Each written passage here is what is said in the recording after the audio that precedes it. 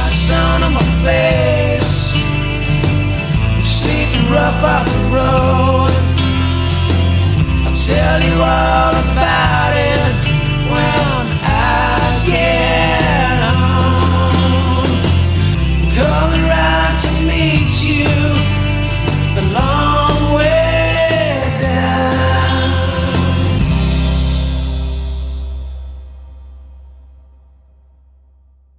We're going to ride 15,000 miles through 18 countries. From John O'Groat through Europe and into Africa. Across Libya to Egypt, following the Nile south into the Sudan. Crossing the equator and over to the Skeleton Coast. Arriving in Cape Town 85 days later. We're going to give these guys video cameras, and they'll also have cameras with microphones on their crash helmets so they can film as they're riding along. Oh, there's a bit of tarmac. Oh, look at that. A third motorcycle will travel with them, and on that motorcycle will be Claudio, a cameraman. In addition, Russ and I will travel in 2 4x4s with Jimmy, another cameraman, Di, our medic, and Jim, a cameraman who will help with security. We'll be filming the guys from the vehicles, linking up with them at borders, but otherwise the motorcycles will be on their own.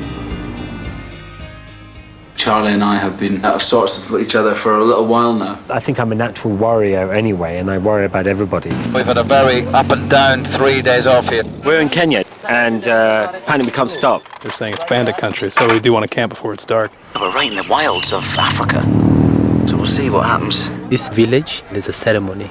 They're going to circumcise their boys. We're all coming off today. We haven't done 3 miles today. At the moment, no one's going anywhere. I've got this horrible feeling we're going to have to turn back. This is the river they've been talking about, and we thought that's it. We're going to have to go around, but this path here is actually quite firm, so we could just walk the bikes again along here, tractor it across the stones, across there. And do you think we can get across the river? Yeah, I think so. We've got to, haven't we? We're just careful. Yeah. But the key thing is to get one of our cars over so the winch is on the other side. 1, 2, 3. Reveal. I cut you. So I go first, or you? No, I'll go first. Oh, You okay. got the choice. So you, all right, good. Good luck, yeah.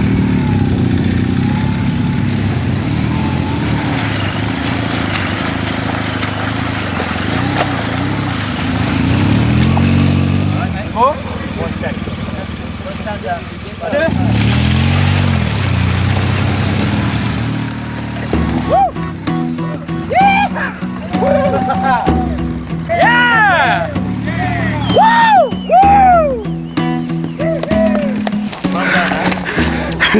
He made it look really easy, didn't he, Charlie? Whoop. It's quite tiring when you're doing the clutch as well, you know.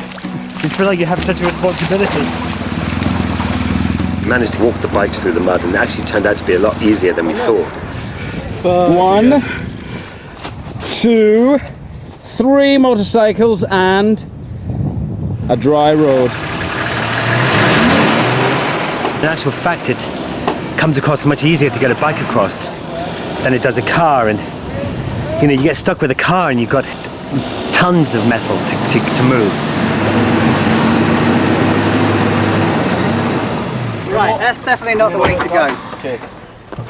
That's gnarly stuff. Put it on without a D shackle. Look at that. We're never going to get that one out.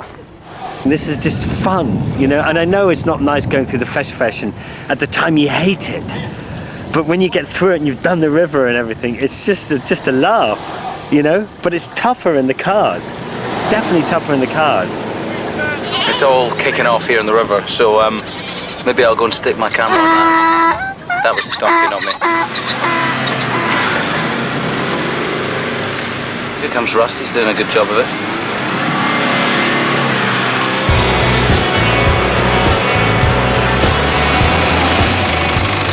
We're going to put that strop round that tree, hopefully low enough to the ground that it won't just pull it out. So Jim's doing that. We've got about 30 foot of this. I reckon we should be able to do it. I didn't think we'd get it that far.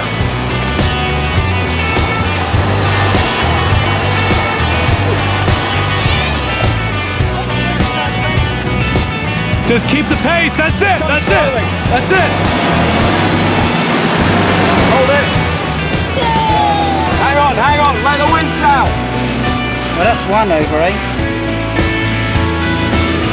Watch out, Jimmy, get out of the way!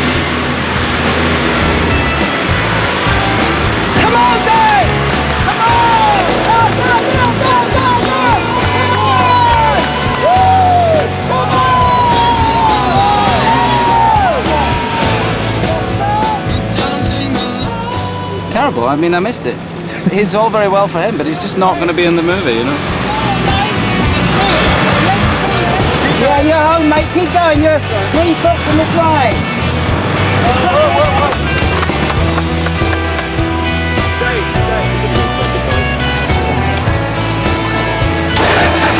Okay, you ready? Go for it.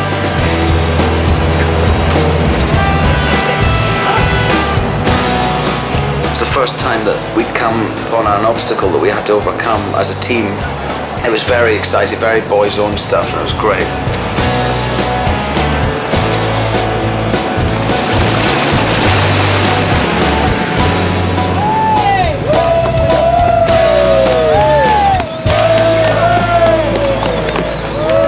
Bikes and 3 cars.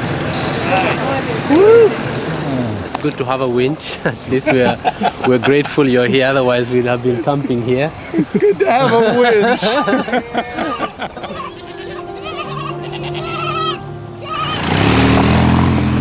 Okay, we're back on the road after the river crossing. We're all covered in dust, but it's fun. And also it brings us together as a bit of a team.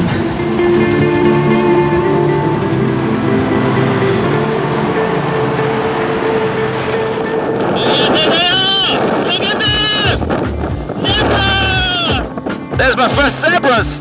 Alright, brothers! It's your pussy, man! Alright, man! Since we did my paint job here on the side tank in London, this is my first sighting of my brothers, my zebra brothers, look, and sisters. I've never seen a zebra in the wild in my life. Have you? They've got much bigger ears than I thought. That's the long-eared variety. That's why that is. Were they shagging donkeys then at some stage? Cool, right?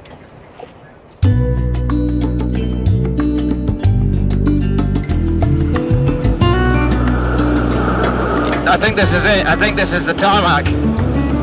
Oh my God, it is. Oh my God, that's good. Oh, that's nice.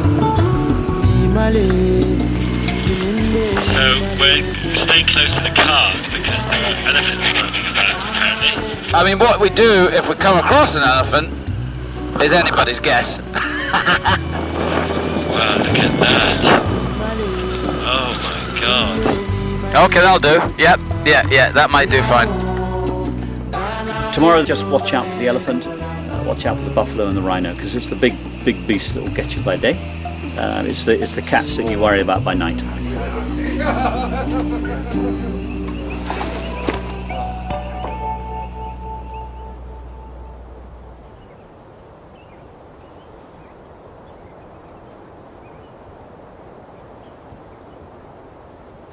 Wow, it's like a family of them.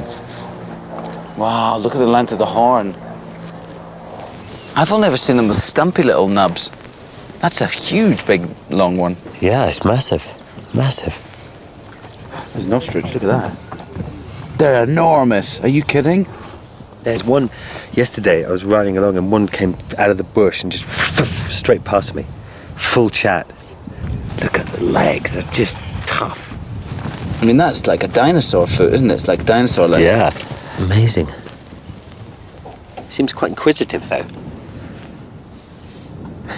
Here's some more of my friends. These are this is the second kind of zebra. The stripes are much finer and the ears are bigger and rounder. Look, it's absolutely beautiful.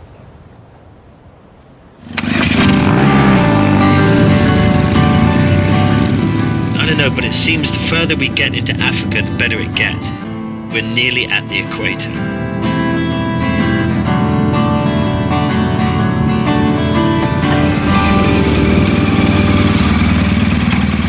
So, as you can see, we've ridden from John O'Groats to the equator.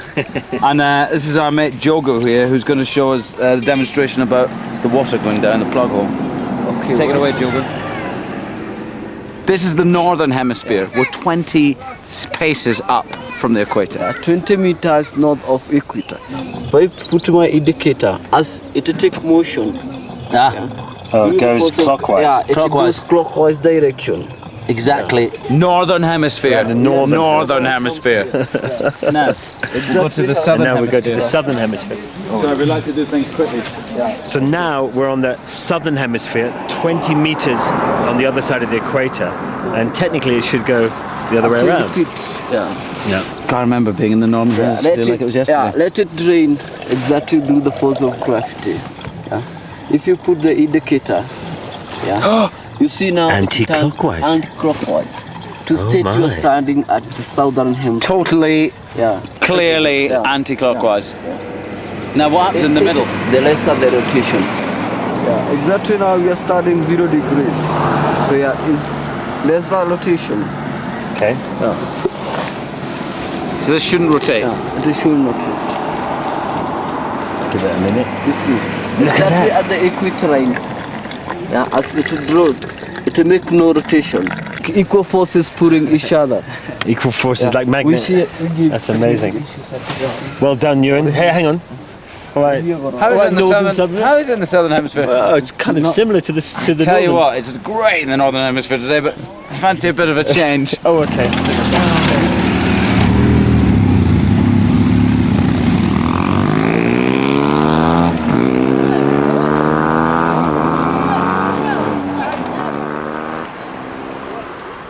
Initially, we were going to be spending 10 days in Kenya. We ended up just spending 4 because we've been behind schedule. So now we're trying to catch up. We're about to enter Uganda. This is the process where it could take an hour, take a day. In the past, it took us a whole night. We don't know. Well, one thing we do know is that we're here and we love each other. And that's all that matters really at the end of the day. Looking forward to going to Uganda, another country. Hopefully, if we get out of here early enough, we're going to go and see a coffee plantation. It's a very good sign. We've been here 5 minutes and we got the passports stamped already. Just got relaxed and then we're ready to go. Too quick, these guys. Here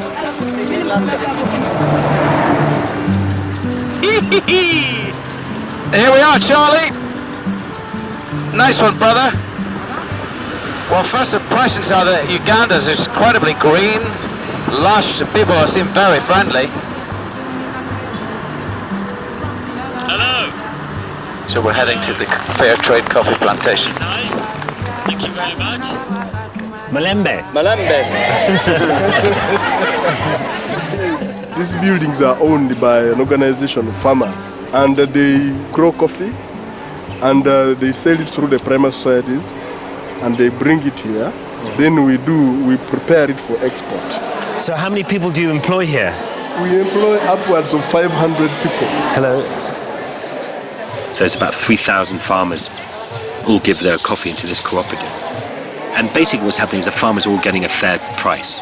And that's the bottom line of it. And they encourage all the farmers in the area to go organic. That's the bad one, and that's the good one. And this is what these ladies are doing. But this is much too quick for me. Oh, I can't see any. Oh, there's one. Maybe we should give up the acting, Charlie. Okay. It means that they don't get ripped off by the middlemen dictating, bad prices to them. And so what is everyone that? comes out on top, really. So stick that in your coffee cup and drink it. And it'd be delicious because it's organic. Cheers.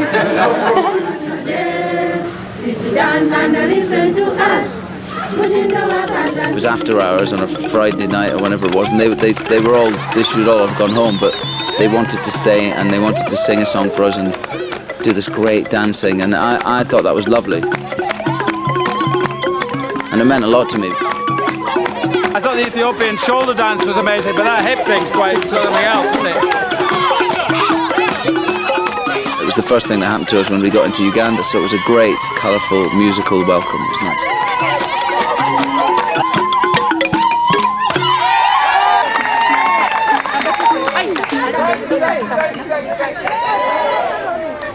I like it here. It's a really nice place. Gorgeous tarmac, you know what I mean? Very thankful for that. This is our plane. Going up to Gulu in the north of Uganda to our second UNICEF project, where they try and help rehabilitate children who've been abducted and taken into armies and forced to fight these crazy wars. The reason we've come here on a plane is because riding up this far north is actually quite dangerous. So it would be putting ourselves in a position which just, isn't right. So that's why we've flown up here, basically, because of security. The Lord's Resistance Army is led by Joseph Kony. He wants to overthrow the government and run the country using the Ten Commandments as law. To do this, he is abducting children and forcing them to fight against their own people. They're well known for removing people's lips, cutting off their eyelids, cutting off their ears, nose, leaving them. This is one of the internally displaced persons camps. There we are. Nice to meet you. We met these two kids who had been abducted at a very young age. One had spent 8 years in captivity. And they were all trained and taught how to kill. We're here at Rich's house, and Rich is one of the children who was abducted, I think, when he was 7 years old.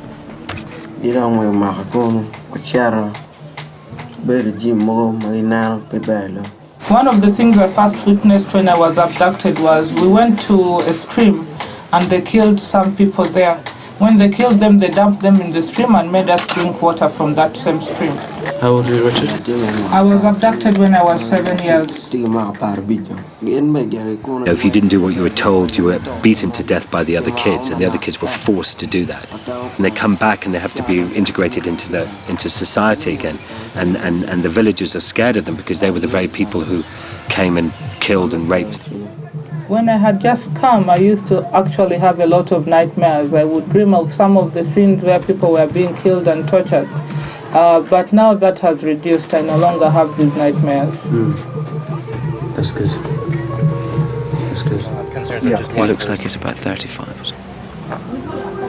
He's taking these children when they were like 7 and 8 and stuff. The girls are getting pregnant at the age of 10 and 11 and dying in the bush because their bodies can't deal with childbirth. And she was there for a long time, 8 years.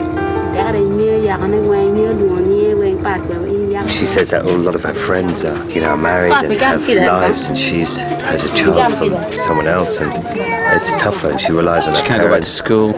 That's a real bitch, isn't it? When you somebody that, because everybody wants to go to school here. It's fantastic the way the kids have passion for schooling. It's the St. Martin's School, where the 15-year-old boy that we met in his hut, this is his school, so we've come to say hello and to deliver some school packages, books and stuff like that, to help them along. It's great. Hey guys. If there aren't enough places, kids are fighting to get into school, because they see the difference it makes if you go to school and get an education and if you don't. It's really inspiring. I like it. I like visiting the schools in Africa very much because of that. 1.7 million people are now living in these camps in Uganda, and I never heard about it before. I never knew that, and I wonder why that is. Why don't we know about that? But they're lovely little people. Fantastic. All right, so who's meant to be where? You're meant to be in geography. You've got to get to maths, English. We also saw different work that UNICEF's doing there. We saw a kind of clinic for mothers who are either pregnant or have young babies. Okay, and so here is where this is where they give them all the injections. Yeah. Mother, like this one, a pregnant mother or a non-pregnant mother. Babies are immunised and given vitamins and deworming tablets, and mothers are given nets, and the babies are weighed to check for malnutrition. Oh, yeah. I think I'm going to faint. It was amazing, positive story, and seeing all these mothers with their babies there who desperately wanted this medical help. It breaks your heart, doesn't it? I think there is a preconception that people in African countries don't care about medicine or aren't interested, and it's just, you can clearly see here that if it's available, that there's a real hunger for proper medical care. There's a real need for it, and the people want it if they can get it.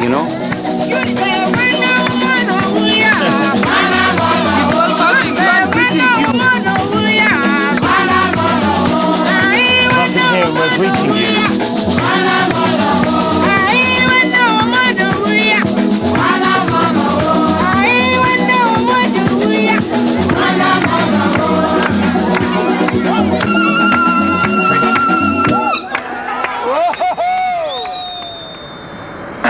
It was an amazing day. That was a very good day.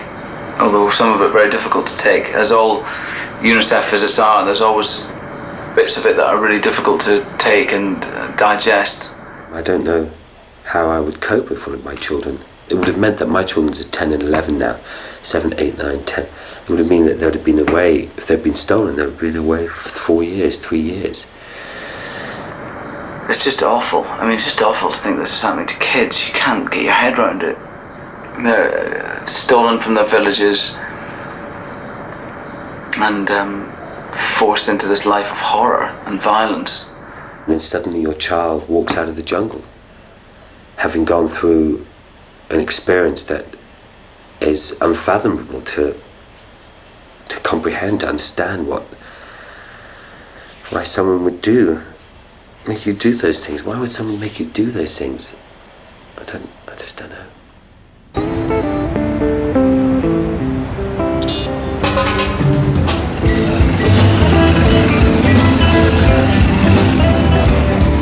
Okay, we're leaving Kampala and we're heading to Fort Portal, which is on the west side of Uganda, and only 100 miles or so north of Rwanda, where we will pass.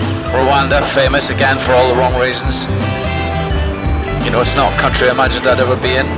Certainly not on a motorcycle, so it should be very interesting to see what's going on there.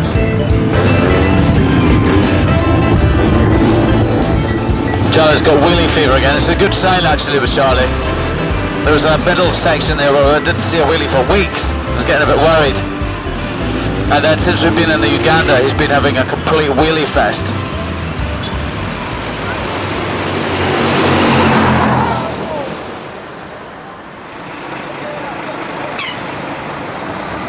We're here at the border of Rwanda, but unfortunately we've come to the wrong border.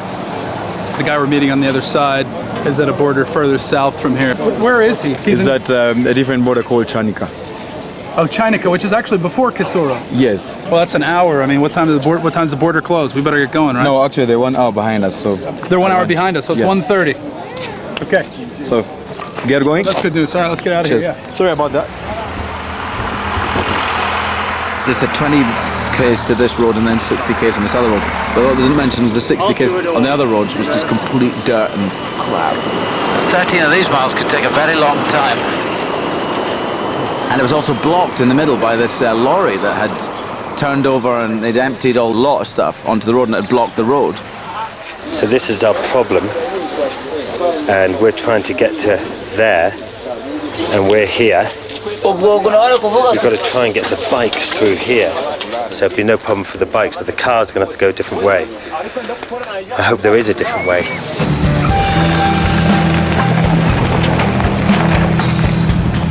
On you go. Go, now we're through here.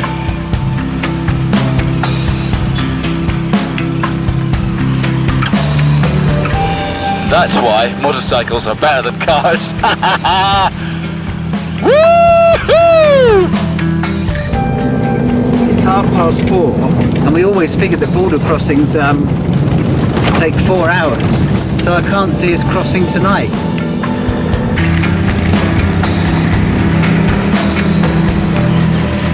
Oh my God! Wait a minute! How did you get in front of us? How did you get past the truck? We were hoping that you get to the border before us, but hearing your engines coming around the bend is like, what? They should be an hour in front. Actually, well, now that you're with us, what you could do now that you're with us, Charlie, if you wanted to, is take your passports and the carnets and see if you three can get across. Okay. How bizarre! The cars are in front of us. That is insane. I can only assume that that diversion is the road that we probably all should have taken in the first place. It's clearly much quicker. Clearly. We've missed the border, surely. Where's the border? It is 4 minutes to 6. The border apparently closes at 6 o'clock, according to our fixer, Chris. I think if Charlie got there and persuaded the guy just to hang on. They were kind of waiting for us, I think, and they were saying, hurry, go over there. So I went over there and met this very nice man, and he was being very funny, and he was saying, oh, just read the numbers out to me. So I could have read him anything I wanted. But he was being very funny. It was good. It was good fun, actually. So what stage are we at of crossing the border? Are we through? I have no idea. No. Here come the boys. You can see the lights.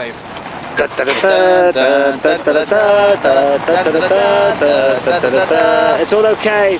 Don't worry. Don't panic. It's all okay. I got here, sorted it all out.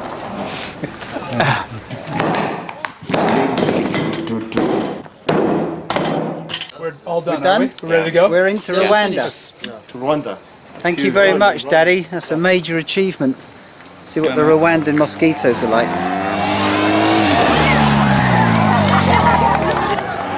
I know what it's going to sound like as well if he does come off.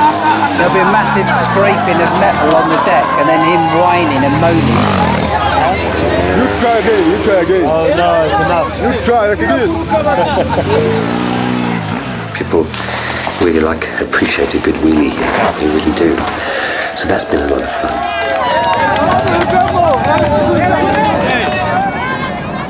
I was quite overwhelmed as we left the border that we were here. I thought, we know the name Rwanda so well and we associate it with one thing, which is horrible, horrible genocide and violence. What's this nation been through and how has it managed to heal itself? I don't know.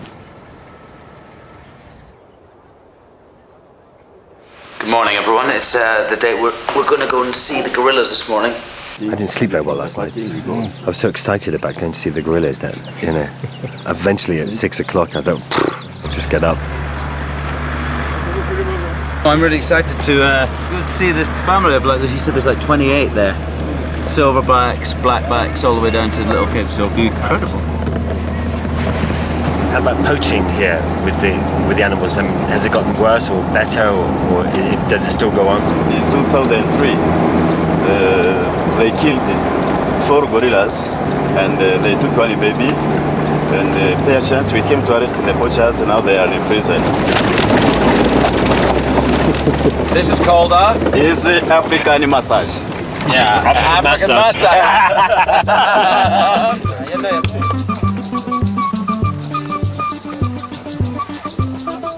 We got a bit of a walk ahead of us today, but it's going to be worth it. I think. Sure.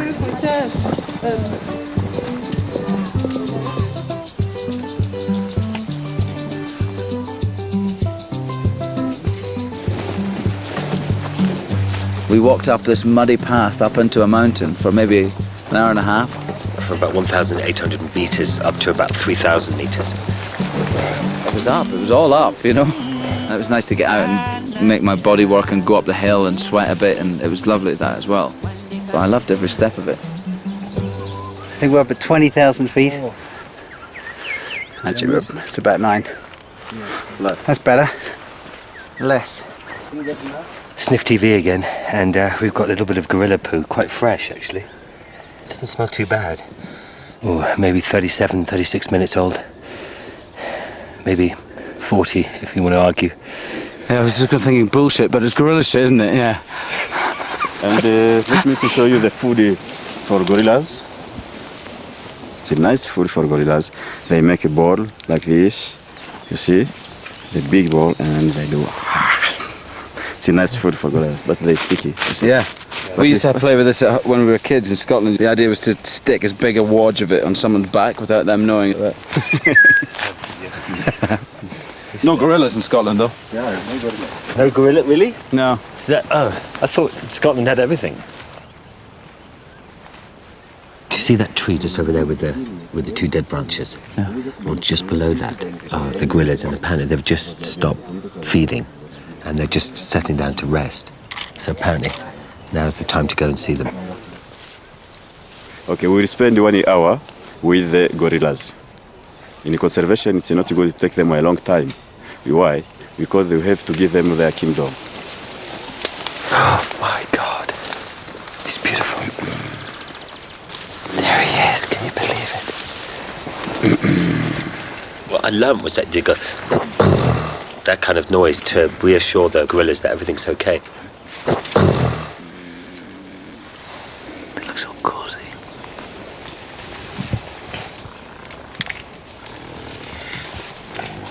I'm quite nervous. I mean, they're so big.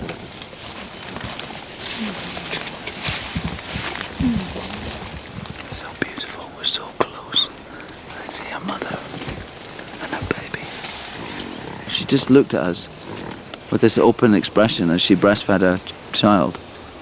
God, it was extraordinary. So worth the walk and everything. It's just amazing.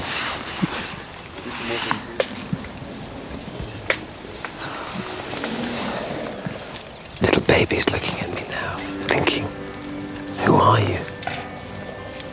She seems quite interested in us and what's going on. There was things about them that blew my mind, like if you looked at their eyelids for too long, it started actually freaking me out because they just look like us when they blink and look. I feel a bit like I'm invading though. I get the feeling they're sort of like, go away. That's the feeling I get. What do you think they think of us? Do you think that human beings in their close proximity bother them, or do you think they don't pay any attention? There is no problem. We are friends and so on. They don't fear. They don't mind because they are very habituated. They know we are friends. It's no problem. Yeah. They'll stop like that, get it all like that, and then they.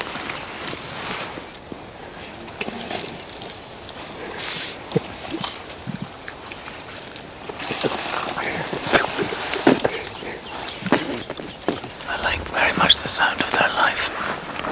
They get up about 6:30, 7 o'clock in the morning and start to eat. And they eat till about 9:30. And then they have a rest. And they sleep.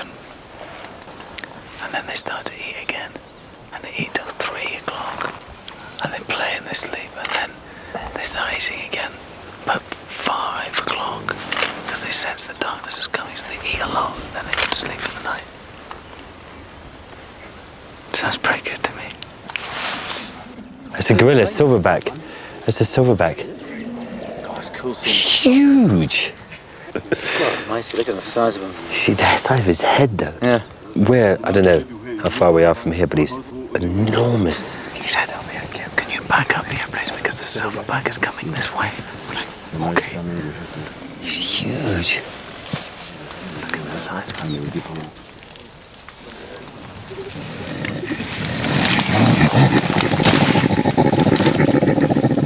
The silverback, the male, is right here. It's like 10 feet away from me. And now all the other females and the young are following him.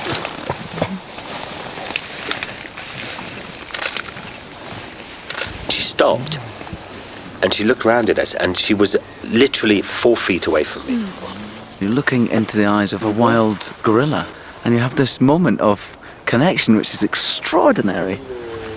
Extraordinary. Bye-bye. Beautiful, beautiful day. Really, really enjoyed it.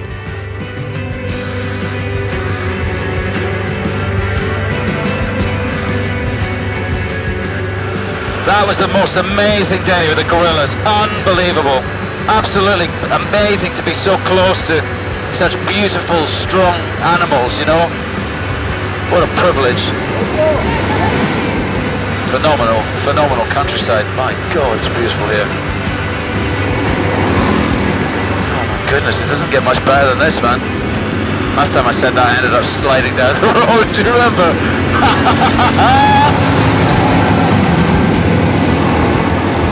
This is Kigali, the capital of Rwanda. Coffee was fantastic as well. I'd like a cup of that coffee right now. Oh, look what someone brought me. Oh, that's nice.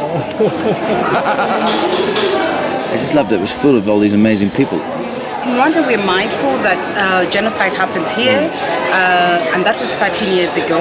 But after the 13 years ago, the Rwandese decided that, that is part of our history, but it's not deciding our future. We've got a president who is committed, who's got a vision, and we've got peace and stability. We wouldn't be talking about tourism without peace and stability. Yeah, thank you so much. Thank you for really being nice. here. Thank you for having us. Thank you have a wedding to go to now, don't Yes. you? Yeah, your brother's wedding. I know, my brother's you've got wedding. 45 minutes. I know.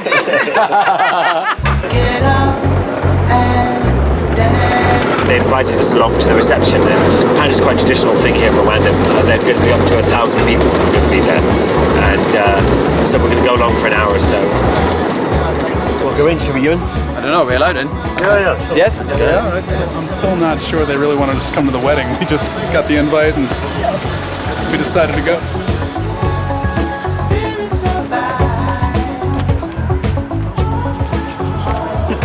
been into our.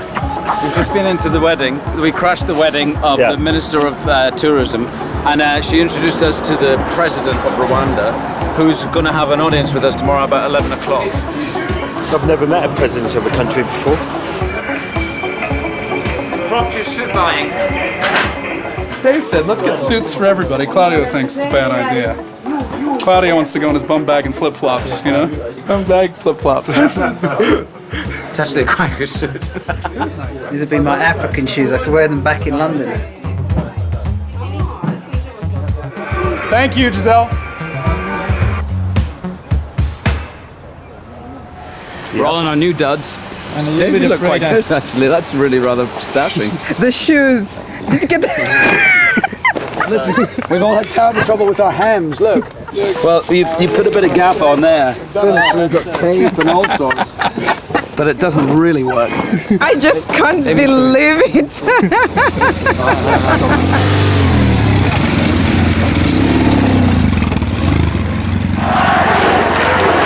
This man, Paul Kagame, has been hailed by the West as the man who brought the genocide to an end. A Tutsi himself, he led the guerrillas that defeated the Hutu extremists. But now a French judge alleges he shot down the plane, provoking chaos so he could seize power. I feel, because you meet the president of a country, instantly it will be political. We don't know anything about this guy, and there's talk of people who say that he's going to go on trial in The Hague for war crimes. For me, that's almost like stupid. Him being involved in the genocide, that's like really stupid for me. For us, you know, we've been asked to go and visit him, and he is the president of Rwanda, and it would be, why would we not go? We live in a region where leaders should be able to take sometimes really crucial decisions that can be considered as very controversial. I've been here 2 days. I have no idea what people truly think about him. There are so many versions of stories about the president. I mean, had we known that we were going to go and meet him, we would have done our great deal of research beforehand. And maybe we should have done more anyway, you know? I don't know. I'm happy to go and meet him, though, I think. The president's house was amazing. It was very understated as well, wasn't it? It's quite understated for British standards, but it's not very understated for Rwanda. But I suppose he is the president. I dared Charlie to say, Mr. President, I love what you've done with the place, and he said he's going to try and do it. Look at that view. Good morning, Charlie. Hello. I'm Ewan. Nice to meet you. Hello. Love what he's done with the place, don't you? This is Ewan. No. I'm just practicing. The round table. Oh, the top. And the perfect way to end an argument over there. Look, so you can have your discussions here, board meetings, and then if you all fall out, there's some spears over there to just kill each other with. We're actually quite close to where we're leaving into Tanzania tomorrow. We're actually just on the other side of the hills. I haven't had a horn that big since... I've never had a horn that big. Hello, nice to meet you. How are you, sir? Nice to meet you. Hi, nice to see you again. So you come on their bikes or the Yeah. They came at the end of the drive. Shows why we're all dusty. When we arrived here, it just struck us that it just seemed so friendly and the roads are good and didn't give us the excuse to say that the roads were bad and we were late. We had a great road. We're still late, unfortunately. And what inspired you many years ago, obviously, when you had the difficulty, because obviously you had a huge mountain to climb, what inspired you at the beginning to sort of say, right, we've got to do something about this? For me, I became a refugee in Uganda when I was 3 years old. And that's where I grew up, in a refugee camp for 25 years. So I didn't need any other lesson. That is enough. A lesson for me to know how bad injustice is. And once injustice has affected you, maybe you want to do something about it. And maybe you want to make a difference. You may say, why do you think we had to lose 1 million people in 100 days? What happened? Something must have gone wrong, certainly. And you discover that it is bad politics, it is bad leadership, and in the end it hasn't benefited anyone. Yes. Once you have security, you have stability, and business people look for stable places where they will invest and make profits. And that seems to be happening to us anyway, the reconciliation. I think there is progress that has been made very significantly in the last 13 years, certainly. They are absolutely fucking horrible, aren't they? Absolutely horrible. But I just had to go for them. It's wonderful, isn't it? It's just a great place. Incredible what you've done with the place. It's just amazing. I spend most of my free time here. The full tank takes you for how long? This man took over a country that was ripped apart with genocide, and to put this country on his feet. I liked him. I think the suits went down well. I think that was a good move that we went and bought the suits. Paul seems like a good guy, and things have certainly improved here. But now we're off to the Genocide Museum to see how things were before he took over. My name is Dativ. I work here to explaining what happened in this church. Was immediately the problem of genocide, 94. The many Tutsis was come here to hide in this church until Hamo militias was come to kill them. They were used the grenades. When the person not die by grenades, they are using machete, the hammers, everything.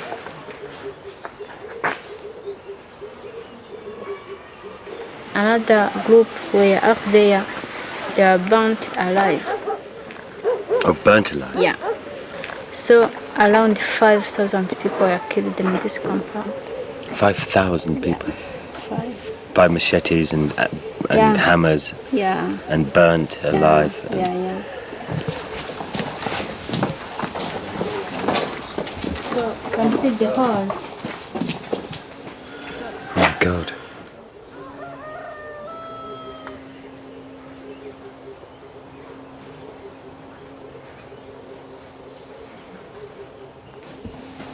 Because there's little skulls as well from little children.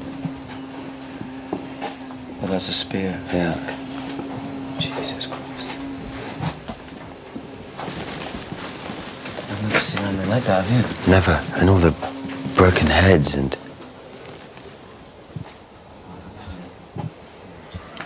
And are these all their clothes? Devastating just to look at those, huh? Well, it's because they were wearing them, weren't they? There's nothing changed from them. There's blood still on them. Just piled everywhere.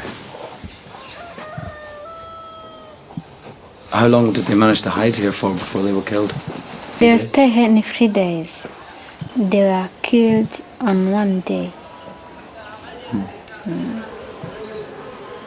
Well, I think you just got to remember that, as the president said, you know, that absolutely nobody won at all. You know, the people who did the genocide are in jail or are refugees in other countries because they can't come back. People here who lost family are dealing with it, and nobody won. I mean, absolutely nobody. Don't know what to think. Just horrendous.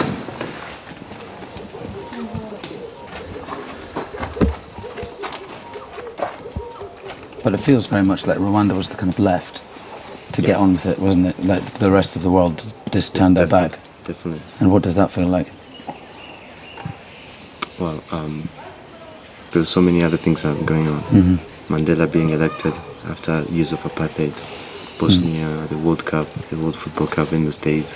Kurt Cobain had died like 1 day before the genocide started, and many other things. So many people didn't even know where Rwanda was on the map. So. Yeah. Clinton said it's his biggest regret, isn't it? Yeah. He said that was his biggest regret, was not having helped. Terrible. It is a very powerful place to go and see. I mean, it knocks you sideways. And are you Hutu or Tutsi? That time, I was Tutsi that time, but now I'm Rwandan. No, Rwandan. Paint me a picture of a river and let it flow. Just let it flow.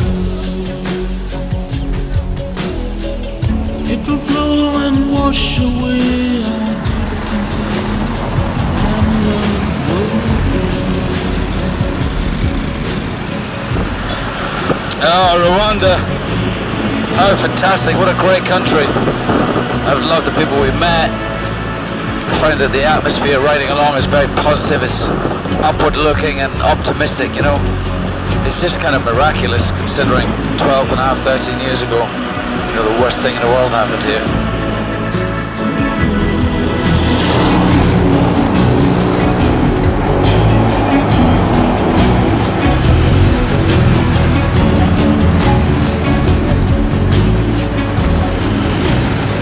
It's the 9th of July. We're just leaving Rwanda and we're 2 kilometres from the Tanzania border.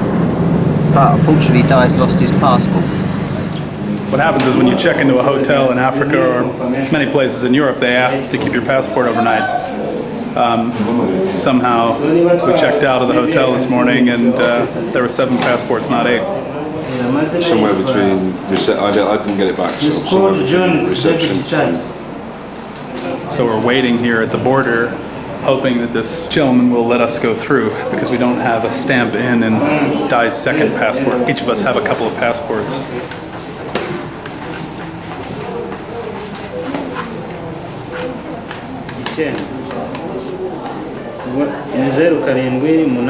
There's just always something at the borders, you know, we've crossed through so many of them.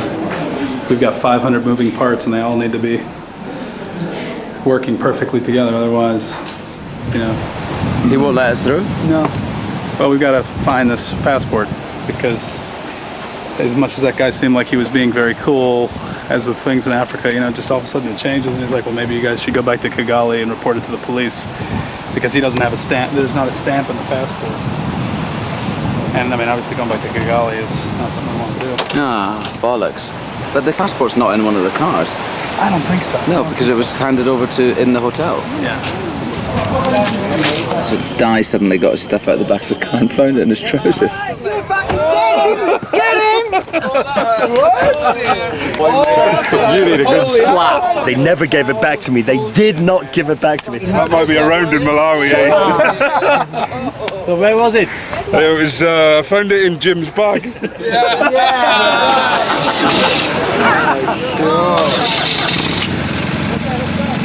Excellent, we're through. Thank you very much. Bye, Rwanda. Hello, Tanzania. Let's get the hell out of here. There ain't nothing stopping us leaving but going.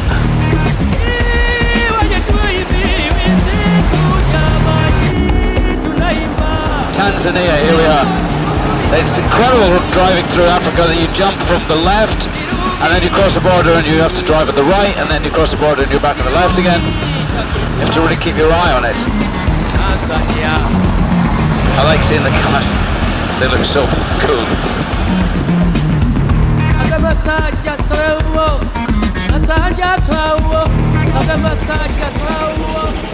He's just saying, look, he says, just this is like a lot of business all at once.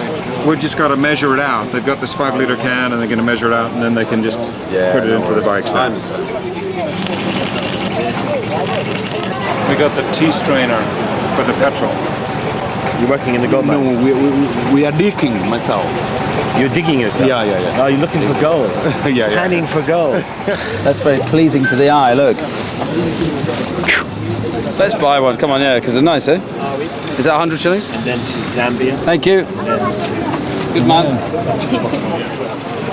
This is like 120 kilometers we've just done of tarmac, which is very nice. Now we start on the dirt, which will be, I think, fine graded dirt probably. And then tarmac at the end for another 120 k's or something. So we've got our work cut out for us, but we'll be fine. See the nice dust? It's going to be like this all day for the next 3 days. Very nice. It's good for the lungs. Very nice. So, We're all fueled up. We're going to head down this road about 10 k's and then find somewhere to camp.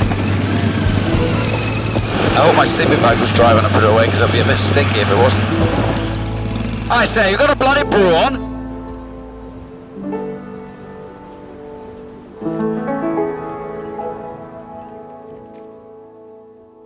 So here we are.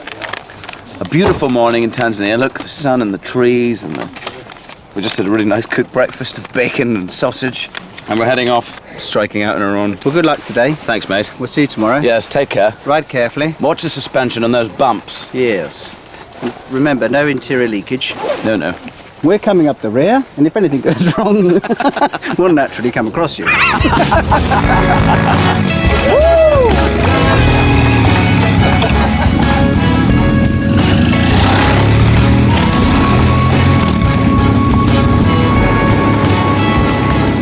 It's been lovely this morning. I've loved that ride. It's just gorgeous. Quite tired. The last little half an hour I've been really struggling to stay awake. Hitting a few bumps, going, oh yeah, I'm on a bike. Cape Tunnel bust, you know? I've been busting 3 times today. We've had 3 emergency stops for Charlie today. Charlie's definitely not farting with confidence today. Absolutely not.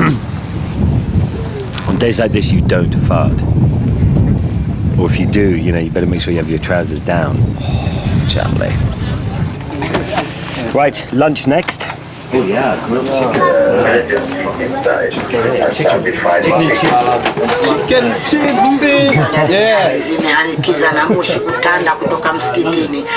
Oh, look at that. 3 chicken and chips, yeah, please. And with salad. Muchas gracias. Anyway, you know, what can you do?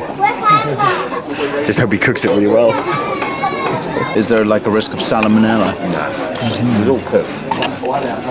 Okay. If this is my last meal ever, I just want the world to know that... Hello? Ev, it's me. Can you hear me? Are you in Malawi? What, my love? Call me back. Okay, bye. She's in Malawi. She's in Malawi. I love when a plan comes together.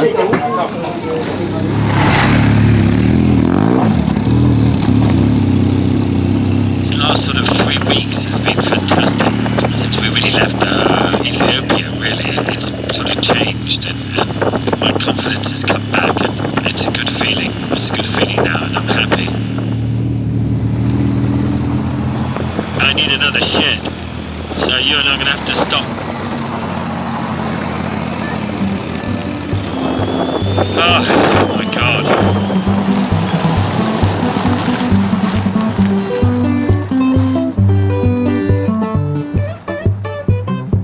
I thought I'd do a little shot of the tent going up, you know? A little time lapse. 204.4 miles today on dirt. It was good. And I was just riding along and I realised it was 5 o'clock and we kind of started at 8 and I thought, oh, it sounds a bit like a normal job that. Let's stop and just enjoy ourselves, you know? It's 9 to 5 business, it's 8 to 5 in our case. Bless you.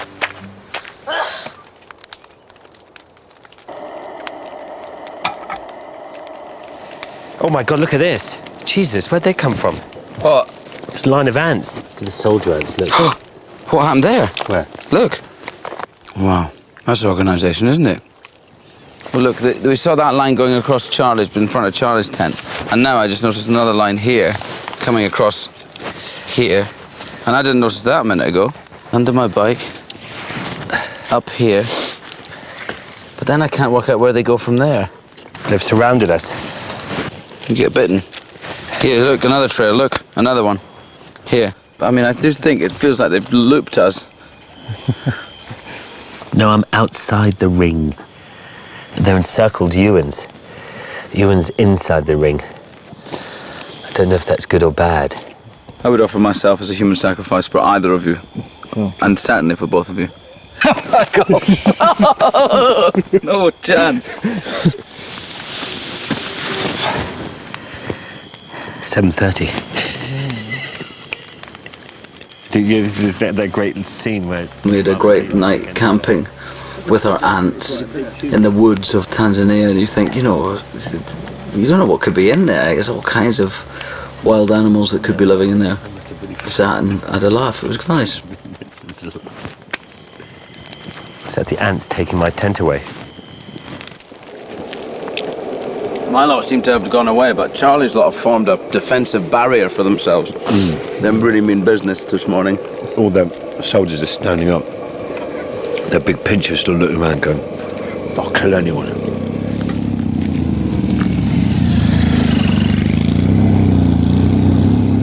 It feels really like this Western Road is not used often. I like that. I like travelling through. We've been riding through this wood, basically just this huge big wooded area for days and days. And then it got really gnarly. The road got really difficult. You were caught in these sort of troughs, so you had to go through them. And on those GSs, they're just so big and heavy and so much stuff on them that it kind of just plows through rather than sort of skips through.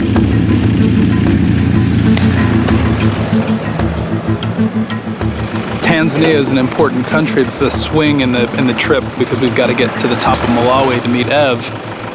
Ewan's wife is joining us on this trip, and she's been learning how to ride a motorcycle, and everybody's excited about seeing her, so she's going to meet us at the top of the border. I know Ewan is obviously quite keen. That's an understatement to get there, so yeah, I just want to make sure that he's taking care on these roads, because I'm sure right now he's just thinking about getting there. Did the nuts in the seat again. Ow. Ow. Of course, there are moments where you would wish it would stop, because after riding 11 hours off-road it's quite difficult, but it's just part of the course. You know, we just do this and then we do it again tomorrow and the next day. And on top of all that, Ev is now at the border, and we ride all day tomorrow and then get there as soon as we can on Saturday.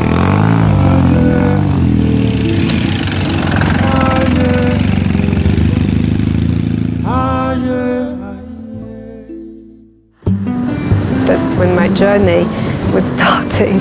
I just wanted to live up to what the whole group was doing. And then I fell. 5, 4, 3, 2, 1, plunging. They started healing him in front of us. It's just beautiful to watch. Look where we are, it's amazing! Maybe we took a wrong turning and we've ended up on Mars.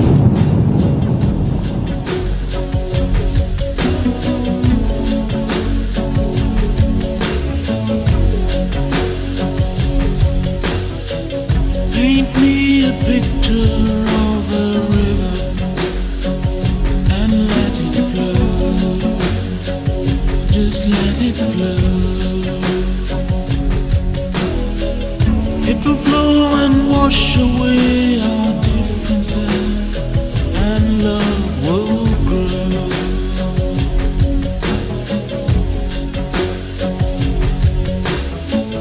You have the power to deliver, so let it flow.